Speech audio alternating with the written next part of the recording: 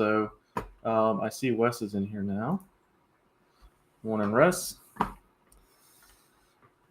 Okay, so real quick.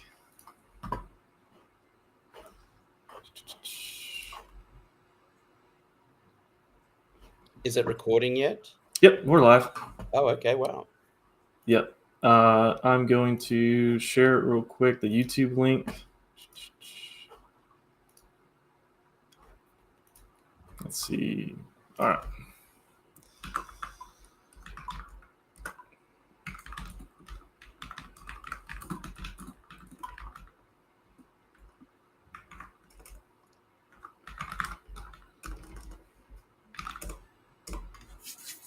So you can actually, if you pull it up on your phone, go to the AstraBit's Twitter, you'll see it live there. It's on YouTube, and it should be also going on to Twitter. I'm sorry, Facebook. Yeah. Oh, so there we are. All right. Wes, can you hear us?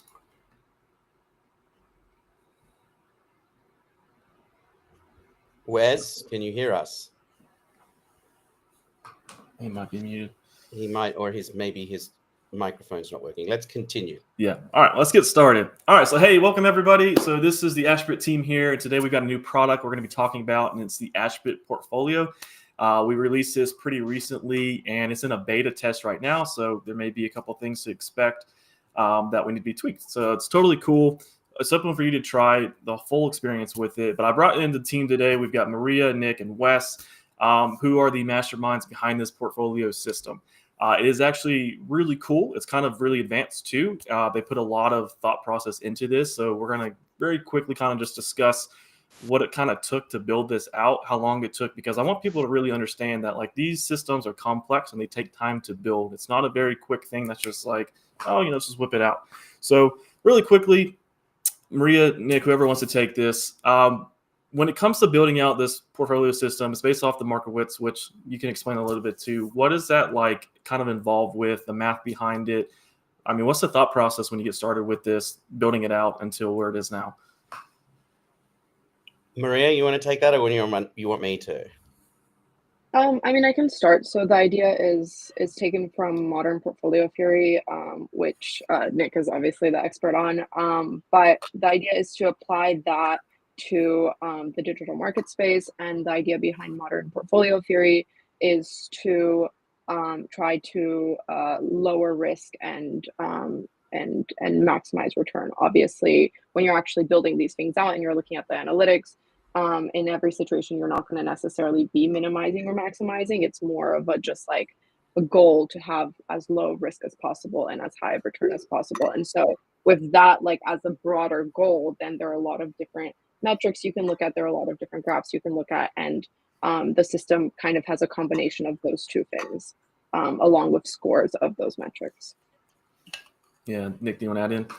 Yeah, just to add some more information. So we've combined Markowitz portfolio theory with postmodern portfolio theory. And the difference in the two is that postmodern portfolio theory tends to focus more on downside deviation. In other words, people aren't so concerned when their portfolio performs better than expectations. They're usually quite happy about that.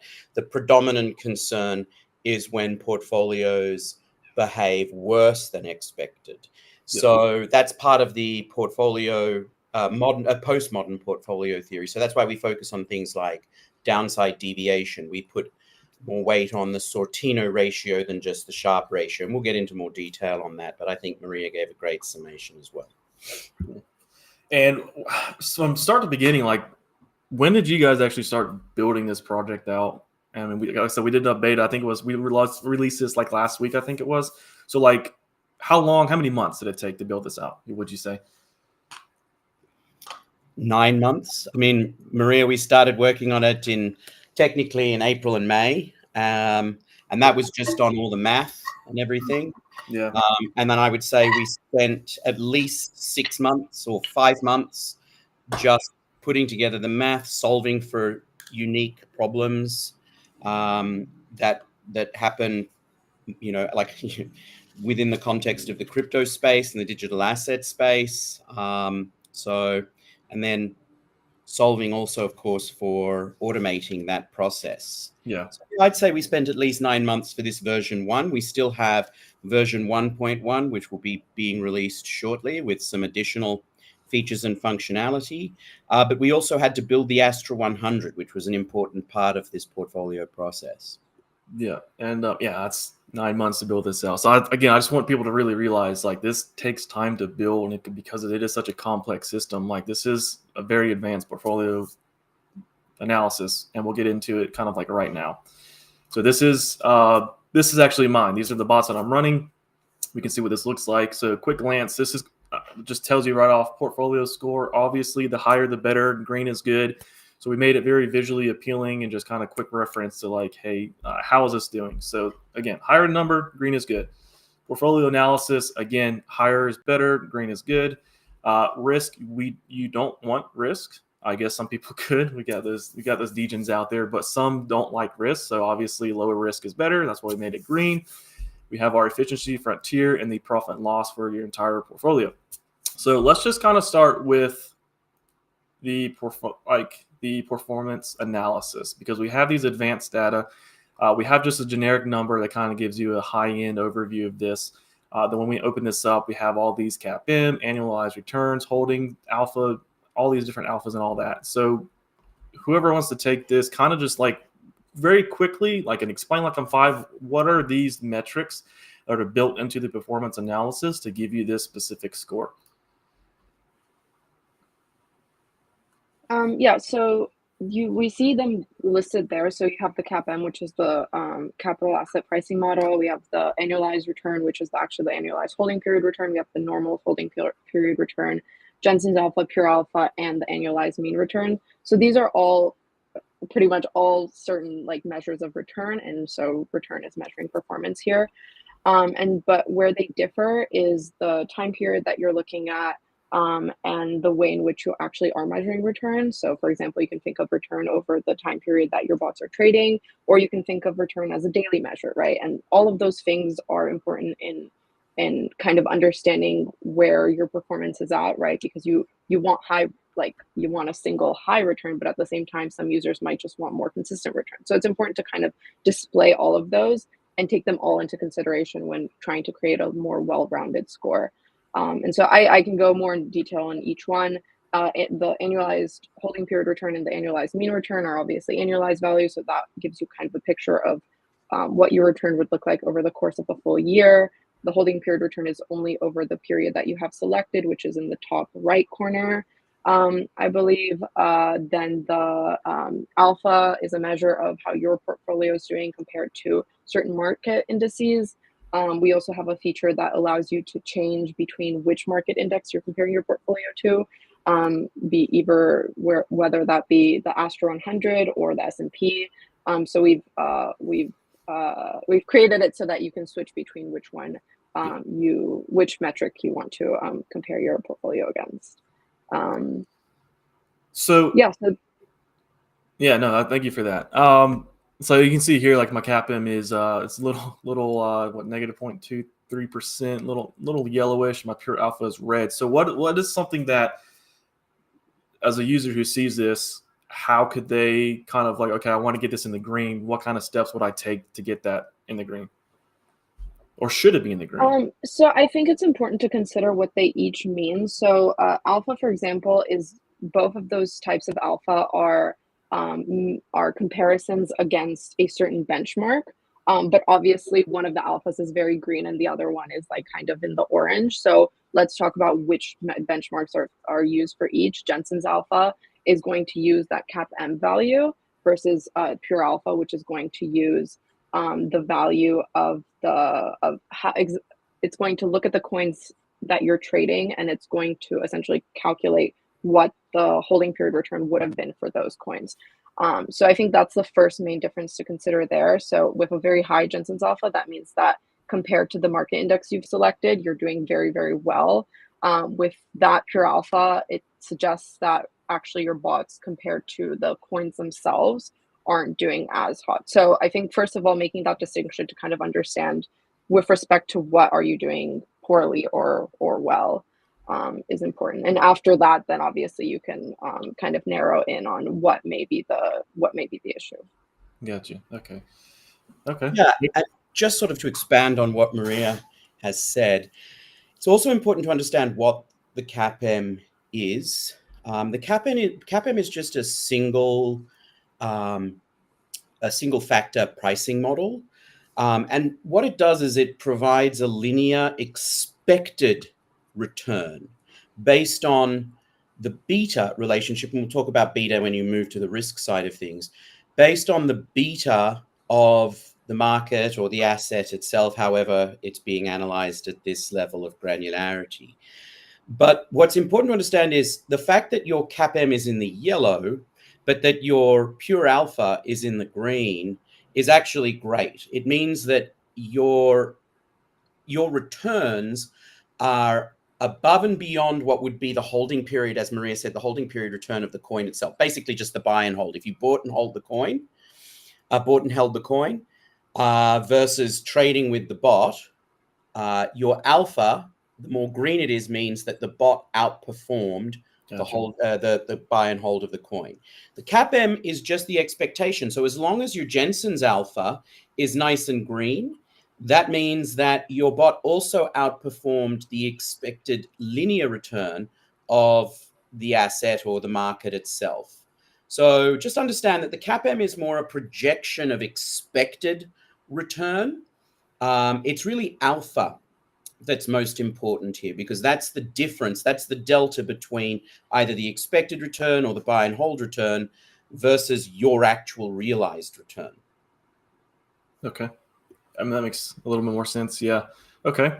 And then, like I said, yeah, so moving on to the risk analysis. So we've got beta, Sharpe ratio, Sortino, downside, and standard deviations. Most of these look like they're all in green for the most part. So does leverage come into play with these? Is it the allocations, the amounts that you have per bot that plays into this? Obviously, probably the assets that you're trading with, frequency of trading. How does that all apply to these risk analysis? All these different metrics right here. Yeah, so especially the downside deviation and standard deviation, those are both measures of volatility. As Nick mentioned earlier, downside deviation is kind of introduced with postmodern portfolio theory, the idea being that you only care about the volatility of assets that are not performing well. And as long as your asset is performing well, it can be as volatile as you like. Yeah. And the idea of both of those is essentially to look at, as it says, the deviation from a certain mean. So it looks at essentially how spread out your values are. And again, we look at things on a pretty granular level. So that should give you a pretty good sense of that. And then in the Sharpe and Sortino ratios, we use the standard deviation and downside deviation respectively. So those should align. And if you have a lower downside deviation, meaning you have lower risk if you only look at the downside, your Sortino ratio should be higher than your Sharpe ratio. And then beta is also a comparison of how spread out your values are from the market values. So beta is a more direct comparison to the market when looking specifically at volatility. Gotcha. Okay. Nick, do you want to break any of this down a little bit too? Yeah. So everything Maria said is absolutely correct, but I'll just expand on it a little bit. So how do you interpret beta, right? So beta is really a measure of how sensitive an asset's return is compared to the market as a whole. It's a measure of systematic risk. And there's the difference between non-systematic risk and systematic risk. Non-systematic risk is asset-specific risk or sector-specific risk. In other words, to give you an example, let's say GlaxoSmithKline, a pharmaceutical company, is coming out with a new drug, and it, for Alzheimer's, let's say, and it turns out that that drug actually kills people at any level. That would be a massive failure on behalf of GlaxoSmithKline, and when that news goes public, there would be probably a very deleterious effect on GlaxoSmithKline's stock price. However, that's not going to impact the price of, say, ExxonMobil, which is trading, or which is an energy sector stock. So that's non-systematic risk. That's company-specific risk or sector-specific risk. The GlaxoSmithKline drop may affect and impact other pharmaceutical companies, but it's not going to affect Microsoft or Exxon or anything like that. When you start to talk about systematic risk, you're talking about total market risk. So a great example of that is a modern example is the Great Recession of 2008, when we had the financial crisis. And then it didn't matter what asset you were invested in, the whole market collapsed. Everything went down. So as the bank stocks started declining and people lost confidence in the financial system, everything started to go down as well. Amazon, Exxon, Microsoft, all of them, utility companies, everything, even stocks that were considered safe haven stocks started to go down in price. And that's systematic risk. That's risk that you cannot diversify out of your portfolio. Right? Non-systematic risk can be diversified away. If you only are invested in GlaxoSmithKline stock, you're going to feel the full impact of the drop in GlaxoSmithKline's stock price. But if you're nicely diversified across GlaxoSmithKline, ExxonMobil, Amazon, you've got a well-diversified portfolio, GlaxoSmithKline may go down, but Amazon stock may go up, thereby mitigating the damage done to your portfolio or the risk inherent in your portfolio from the change in pricing of a single asset.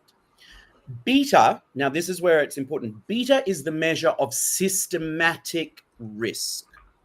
So the idea being that if you can diversify away non-systematic risk, then you shouldn't price that risk really into your expectation of return. You should really only be worried about systematic risk. And so beta is a measure of that systematic risk, and that measures how sensitive an asset's return is to the market as a whole. And we can get into the mathematics. Maria is the math wizard here, so she can definitely get into more detail on that if necessary. But why I bring this up is because beta forms an important, if not probably the most important component of the CAPM. So we measure expected return based on the beta of either the asset or the market, et cetera, et cetera. In this case, it would be the market. So understanding that an asset or a bot that you're using has a lower beta score when compared to the actual asset itself, that's asset beta, or understanding that your bot is outperforming or is doing better than the expected return that you should be getting for the amount of risk you're taking is a very good indication of how well your portfolio is doing, because that bot or that strategy is part of your portfolio. And that's really how you interpret it, right? So measuring risk, you want to understand that you return is a reward for taking risk. Just like your paycheck is a reward for going to work every day, return on an asset or an investment is your reward for taking risk. Obviously, the more risk you take, the more return you expect as a result of that. There's no guarantee of it, but that's the expectation. And what beta essentially does is help you measure beta, especially in connection with the CAPM.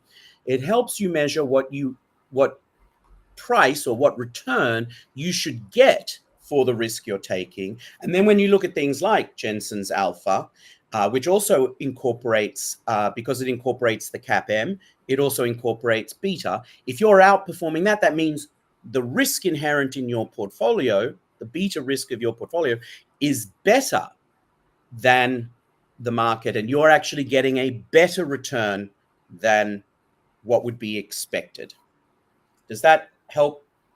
It does. I guess I want to clarify one thing that so with these analysis for both performance and risk, you're essentially comparing, in a very non-elegant way to say this, how your bots are trading the asset versus the asset itself. Is that correct? Yes, there's, as Maria accurately mentioned earlier, there are multiple levels of granularity here. Yep. If you're trading a bot that's specific to Bitcoin, you want to know, well, I'm spending this much money on this bot and this strategy. Is it better for me as a whole to actually pay for this bot or just to buy and hold the asset? So if your bot is outperforming the asset, then you know at a granular level, at an asset-based level, investing in the bot is thus for doing better than just buying and holding the asset. Yep. Similarly, when you start to then move up a level and you start talking about your total portfolio, you're now comparing your total portfolio and its performance to, say, the market performance. And we use the S&P 500 as the base, but you can also, with AstraBit, with the V1.1 that will be coming in the next few weeks, you will also be able to compare that to the Astra 100, and we'll discuss that more, the Astra 100 index. We'll discuss that in greater depth momentarily. But what's important is you want to see, is your portfolio of bots that you're paying for outperforming the market itself? Because otherwise, it's not worth it paying for something that's not outperforming. You'd rather just invest in an index mutual fund that has very low costs and doesn't require you to really do anything.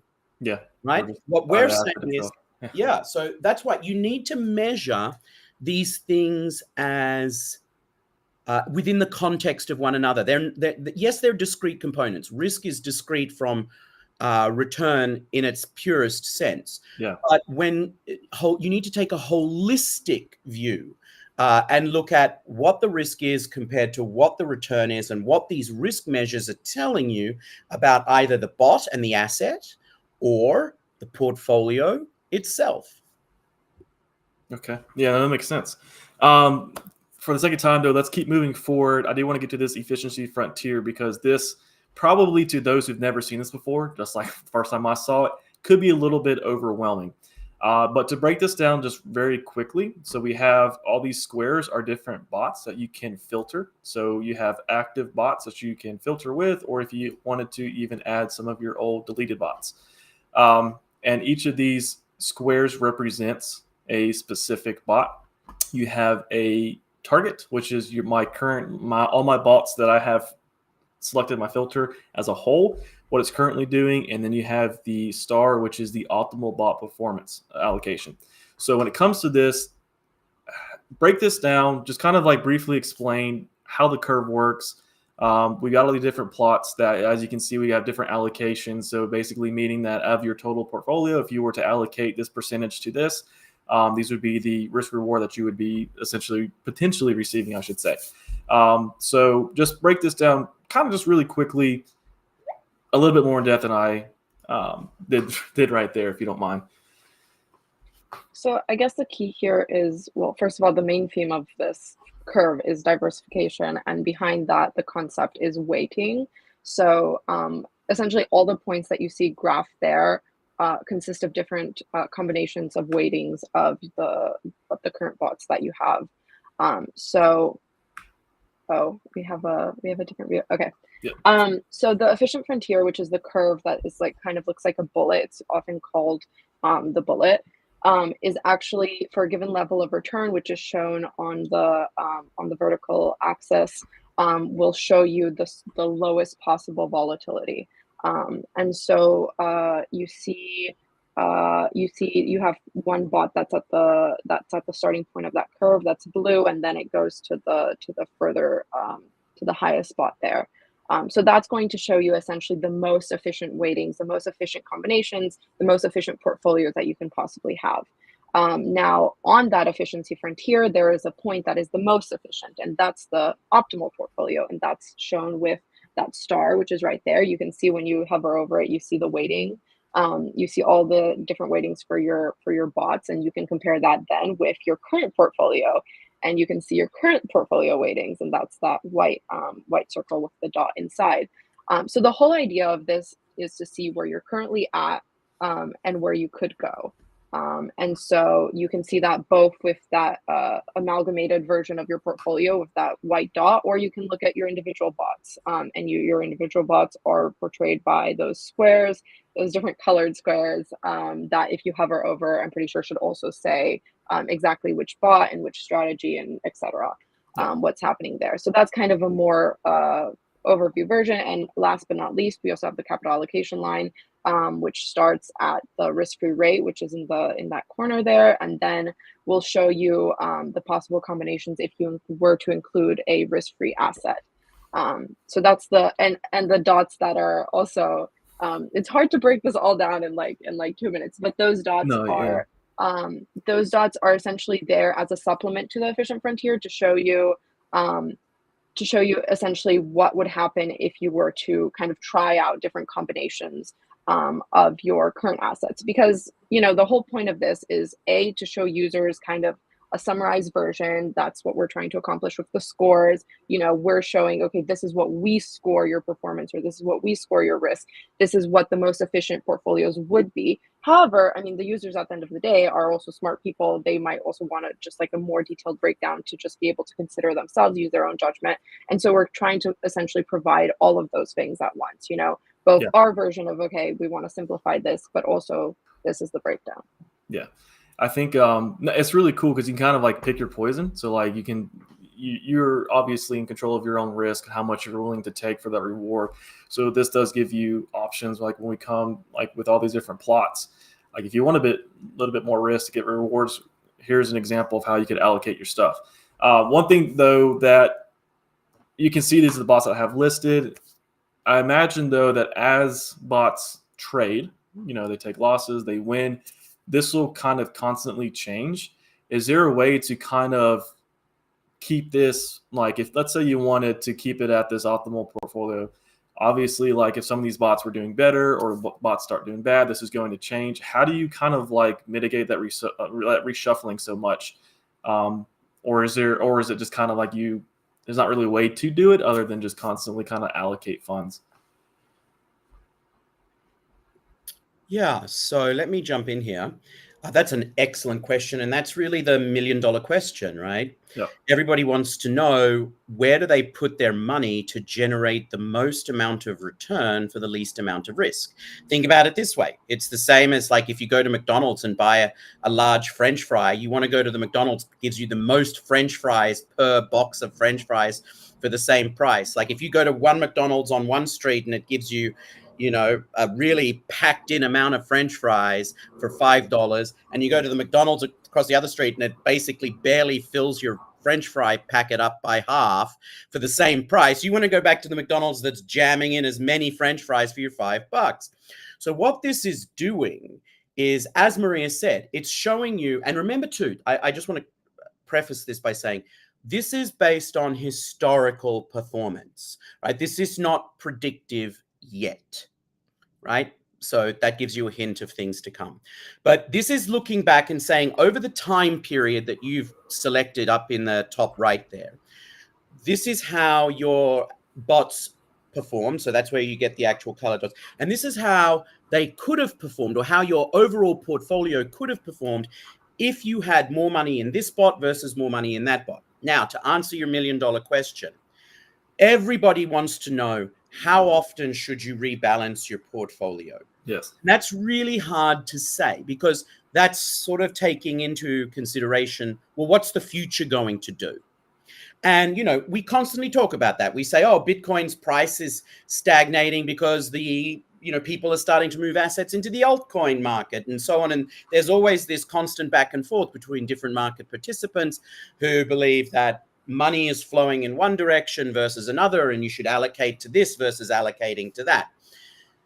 That's always the toughest question to answer, and it should be something that you do in consultation with your financial advisor, your legal advisor, your tax account, advisor. Rebalancing is difficult because you could rebalance on Monday, and by Tuesday, that is now the worst allocation you could have possibly created. Yeah. So it's really difficult to say. But the idea is if you're constantly taking an approach that looks at the per unit risk to reward, the risk adjusted return, and you are over time constantly driving yourself towards that most efficient portfolio, you will, depending on the number of iterations, hopefully achieve that. Now, remember too, the most efficient portfolio is a blend of assets that you have with the risk-free asset. And the risk-free asset is a government bond. And what that looks at is all of your assets weighted at some level, plus a US government bond, which is the risk-free asset. And that will help you achieve the most amount of return per unit of risk. It doesn't mean you'll achieve the most amount of return, nor does it mean that you will achieve the least amount of risk. It just says that if you balance your portfolio this way and allocate your funds to these bots and these assets in this particular way, you will achieve the highest amount of return for the least amount of risk. That's what the efficient portfolio is telling you there. But as you said, Cam, when you hover over all of those dots, it basically, and this is what we tried to do at AstraBit, one of the big things with investment is utility, indifference, what type of risk appetite versus risk tolerance that each individual user has. And since AstraBit doesn't provide recommendations for that, it is our goal to provide as much transparency and information to each individual user so that they can make a decision that is best aligned with their investment goals and objectives, and that's best aligned with their risk tolerance. And they should take that information and consult with their respective licensed professionals to help them make the decisions that are in their best interests. And I just want to quickly say one thing, because we've talked a lot about this within the context of the strategies available on AstraBit. Yep. And those strategies have gone through very rigorous back testing and very rigorous live testing as well. So any strategist that's made it to the AstraBit marketplace has really demonstrated over time. Those beta tests can go as long as 6 to 9 months. But what they've demonstrated in a live test with actual AstraBit users, they get to use it for free, is that their strategy achieves a better risk-adjusted return than something else within AstraBit's proprietary rules and requirements. And we do reject an enormous number of strategists from our marketplace, as you well know. But saying that, another thing too is this portfolio system can also measure your manual trades. So you can attach, if you're, say, trading with automated trading bots on one exchange and then you're making manual trades for your own account out of another exchange, you can add both exchanges and it will analyze the returns on both of those accounts to see if your manual trading is better than bot trading. Yep. Also, attach your own strategy. If you've built your own strategy or purchased a strategy from some other marketplace, you can still attach that to an AstraBit bot, and this portfolio system will analyze that for you as well. So AstraBit is completely code agnostic, but what we say is that the strategists that we approve in our marketplace have achieved a certain level of risk-adjusted return and proficiency, knowledge, and expertise in that asset to warrant them being part of the AstraBit ecosystem. Yeah, no, it's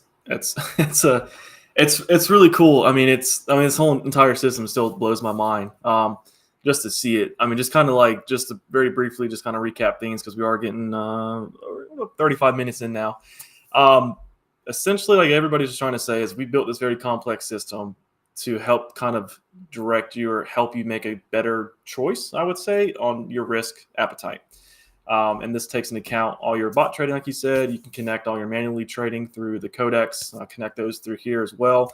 And the point is just to help you understand how things are working as a whole and how you can make adjustments to have the most optimized portfolio. we do have the trade analysis. I'm just going to show this really quickly, where we have, you can take like just single bots and get all the individual analysis for those specific ones. We could split these where you can kind of compare two different ones. And then we have overlays where you can add, kind of multiple bots to see the same stuff. So check this out. I am making videos to kind of break this down as well, but I wanted to get the team on here to hear firsthand, like to explain to you guys how these things kind of work. But before we end, though, I do really want to quickly have you guys touch on the Astra 100 and what it is and what it means. And if you want to break into kind of any like future plans with it, feel free. But we'll just go 2-3 minutes on what the Astra 100 is, if you don't mind, to wrap this out. Maria, you want to? Sure. Wes. How about Wes? I wanted to take this one. So the Astra 100X is an index of the digital asset market that does not include some derivative or wrapped tokens like you would commonly see in DeFi. So we're looking for the weighted top 100 assets by market cap, and we're excluding things like wrapped BTC or wrapped Ethereum, because those are ultimately just containing another asset that's already accounted for in the calculation of the index. And then we're actually taking a divisor of those market cap weighted averages and doing something very similar to the S&P 500. So if you're looking for a comparison of how the digital asset market moves as a whole, you can look at it in a very similar glass to how the S&P has moved. And if you look at them, I think from like the beginning of this year, they were roughly the same value, the S&P and the Astra 100. And then the Astra 100X has drastically outperformed the S&P by, I would say, double or triple in that time. So it's really a good looking glass into what are the biggest movers in crypto, what are the biggest market caps in crypto, looking at in terms of a whole market move, getting the whole picture, because Bitcoin is a large part of the picture, and there's the whole Bitcoin versus altcoin, Bitcoin dominance, altcoin season trade-off, but this encapsulates the whole thing all at once with the players that matter. Yeah. And can we touch on any future plans, if there are any, or you want to save that for a later date? Let's save that for a later date for compliance reasons, my friend. Yep. Just know, this Well, I can say this.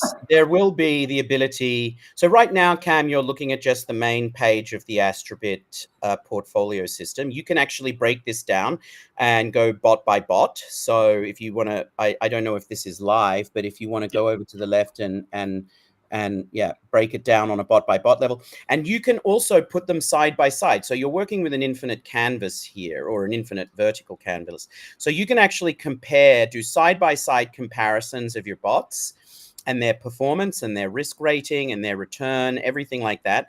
You will also be able to do side by side comparison of your bot with the S&P 500. You're able to do a complete comparison and analysis just like that. And see everything. But you'll also be able to do a complete juxtaposition with the Astra 100 as well. And that's coming as part of V1.1. So that information I can give you upfront now. But some other of the really big things that are happening, unfortunately, we can't disclose that at this time. Yeah, totally understandable. Totally. So I appreciate everyone to coming on here. Again, just wanted to get the team on there to like show face and show voice, just to like, hey, this is how the system works. We had a lot of questions about it. We'll be having Astra guides come out about this to break this down even more. We'll go into what CAPM all this is and break this down in like a really easy to understand level. But ultimately, it's just a super awesome portfolio system to help you understand what you're trading, how you're trading, and how you can optimize it for the best stuff. So I appreciate everyone showing up today, and we'll see you guys next time.